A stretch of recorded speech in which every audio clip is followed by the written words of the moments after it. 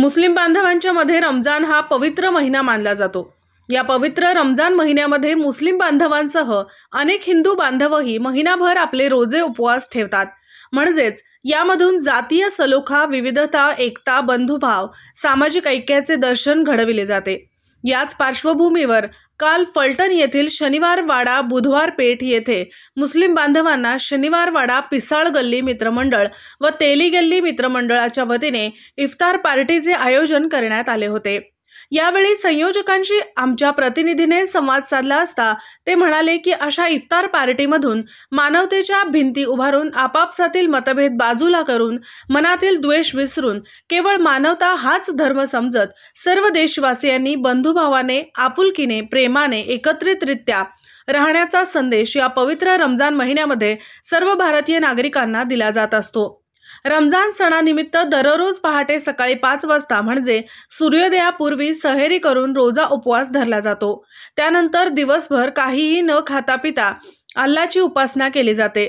त्यात मुस्लिम धर्माचे पवित्र धर्मग्रंथ कुराण शरीफचे पठण केले जाते। 5 वेळा नमाज पढ़ली जाते। तसेच सूर्यास्ताच्या वेळी रोजा अल्लाच्या साक्षीने पेंड खजूर खाऊन सोडला जातो। ईशाच्या नमाजनंतर तरावीह नमाजाची तयारी करतात। तरावीह नमाजमध्ये पवित्र धर्मग्रंथाचे पठण केले जाते। त्याचबरोबर शनिवार वाडा येथे असणारे पीर साहेब दर्गा हे हिंदू मुस्लिम ऐक्याचे प्रतीक मानले जाते। या ठिकाणी सर्व जाती धर्माचे लोक येऊन दर्शन घेत असतात। या भागातील मुस्लिम बांधव हे सर्व धर्मीय बांधवांशी मिळून मिसळून राहत असल्यामुळेच आजची ही इफ्तार पार्टी सर्व समाजाने आयोजित केली असल्याची माहिती ही शेवटी संयोजकांनी दिली। हेलो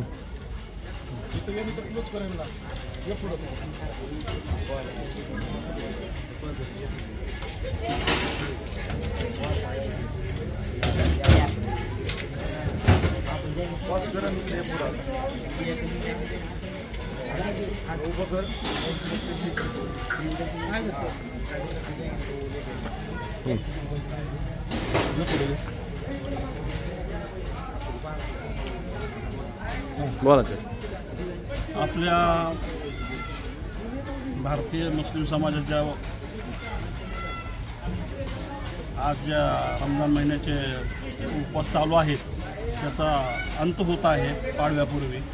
तत्पूर्वी तेली गल्ली दर्गाच्या ठिकाणी सर्व हिंदू बांधव, तेली गल्लीचे आमचे हिंदू समाजाचे बांधव आणि मुस्लिम समाजाचे बांधव यांनी मिळून एक इफ्तार पार्टीचे आयोजन केले। त्या इफ्तार पार्टीमध्ये सर्व धर्म समभावाचा उत्तम नमुना पेश करण्यात आला। सर्व मुस्लिम बांधवांना जेवणाचे आमंत्रण दिल्यानंतर खास तौर पर आमच्या हिंदू बांधवांनी वाढपींचे काम करून आणि त्यात सक्रिय सहभाग घेऊन सर्व धर्म समभावाचा उत्तम नमुना फलटण या ठिकाणी, तेली गल्ली या ठिकाणी सादर केला। त्याकरता तेली गल्ली मुस्लिम समाजाच्या वतीने सर्व समाजाचे, इतर समाजाच्या बांधवांचे आम्ही आभारी आहोत। श्रावण महिना हा ही समजला जाऊन तिथं पूर्ण महिनाभर उपवास केले जातात।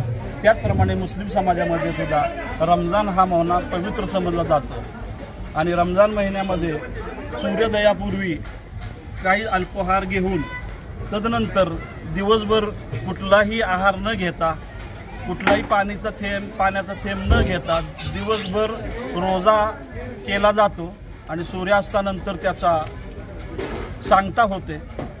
ह्या रोजाच्या माध्यमातून परमेश्वराला म्हणजे अल्लाहला हे अभिप्रेत आहे की जगात जसे श्रीमंत वर्ग आहे, मध्यम वर्ग आहे, त्याप्रमाणे जास्त करून गरीब वर्ग आहे।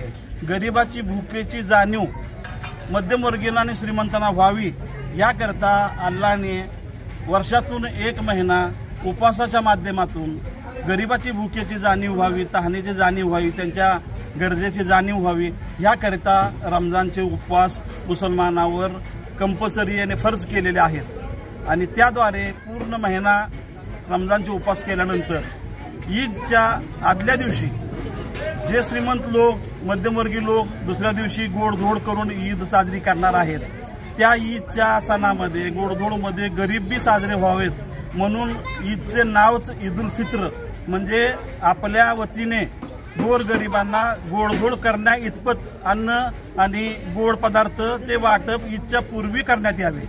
ईदच्या पूर्वी ते जर वाटप नाही झाले आणि गरिबाच्या घरात ईद जर गोडधोडच्या माध्यमातून झाली नाही तर मग कुणाचाही रमजान अल्लाह चरणी कबूल होत नाही। आमच्या नवीन बातम्या पाहण्यासाठी आजच आमच्या आस्था टाइम्स न्यूज चॅनलला YouTube वर सबस्क्राइब करा आणि बेल आयकॉन